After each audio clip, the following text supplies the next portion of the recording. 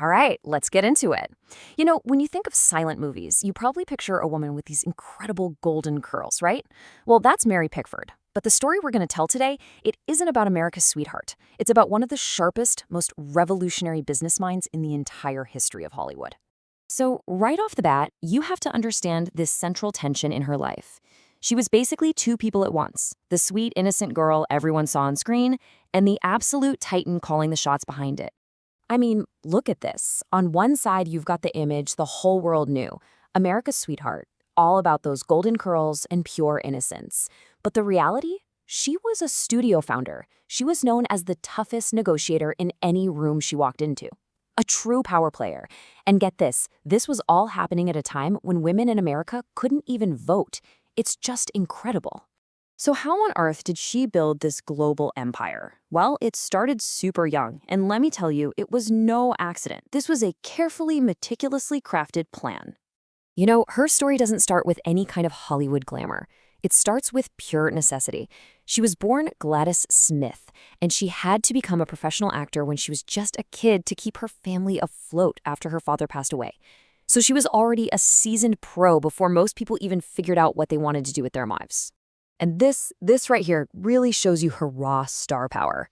In the very early days of movies, the studios didn't even put actors' names on the screen. Can you imagine? But it didn't matter. Audiences knew who she was. They'd line up for the movie with the girl with the curls. Her popularity got so huge that she basically forced the entire industry to create the star system as we know it. And she built this very specific brand for herself on screen. She wasn't playing some helpless damsel in distress, no way. She played these spunky, tough heroines who might have been poor, but they were always good and always optimistic. For a world that was changing so fast, she was this perfect symbol of innocence. And that made her, and this is no exaggeration, probably the most famous woman on the entire planet. And all that love from the public, that became her leverage. Okay, so now let's talk about how all that fame translated into cold, hard power.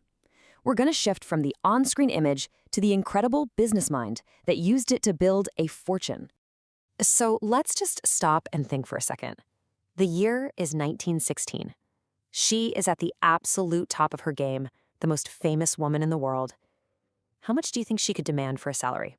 Just take a guess. $10,000. For that time, that is a jaw-dropping amount of money. But believe it or not, even that number doesn't tell you the whole story. That's right, $10,000 a week. It was a salary that was just completely unheard of. It made her one of the highest paid people, period, man or woman, in the entire world overnight. But here's the thing you have to understand about her. It was never just about the money. This contract was a revolution. Yeah, she got the record-breaking salary, but she also demanded and got a huge chunk of her movie's profits. And maybe most important of all, she got complete creative control. She chose the scripts, the directors, the whole shebang. She wasn't just a star anymore. She was her own producer. Now, that level of control was already unheard of, but she was about to take it even further.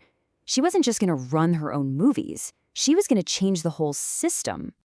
See, Pickford and her friends, they could see the writing on the wall. The big studios were getting bigger, trying to put a cap on how much stars could earn and how much freedom they had.